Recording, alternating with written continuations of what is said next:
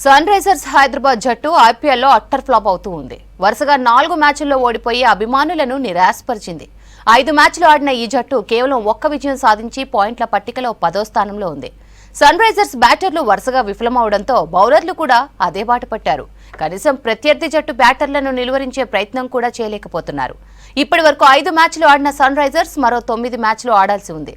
అయితే జరగబోయే మ్యాచ్లలో sun Risers గెలవాలని కోరుతున్నారు అభిమానులు.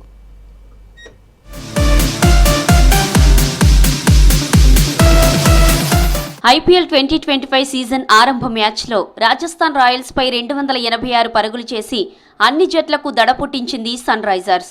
గతేడాది ఐపీఎల్లో 287 పరుగులు చేసి టీ20 చరిత్రలోనే ఓ మైలురాయిగా నిలిచింది. దీంతో ఈసారి 300 పరుగులు చేస్తారని ప్రేక్షకులు ఆశలు పెట్టుకున్నారు.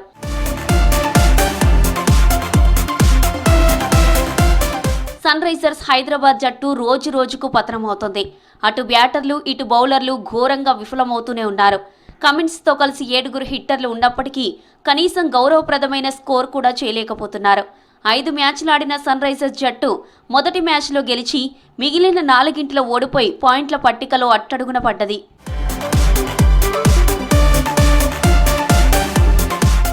గత సీజన్లో అదరగొట్టిన అభిషేక్ శర్మ, నితీష్ కుమార్ రెడ్డి ఈ ఐపీఎల్లో అలా వచ్చి ఇలా వెళ్లిపోతున్నారు. పవర్ ప్లేలోనే సన్ రైజర్స్ 2-3 వికెట్లు కోల్పోవడంతో భారీ స్కోరు చేయలేకపోతుంది.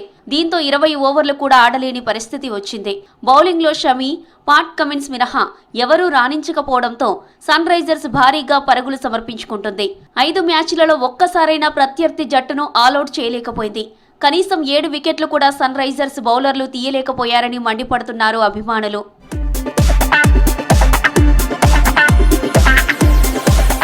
రాబోయే మ్యాచ్లోనైనా గెలిచి అత్యుత్తమ స్కోర్ చేయాలని కోరుతున్నారు సన్ రైజర్స్ అభిమానులు.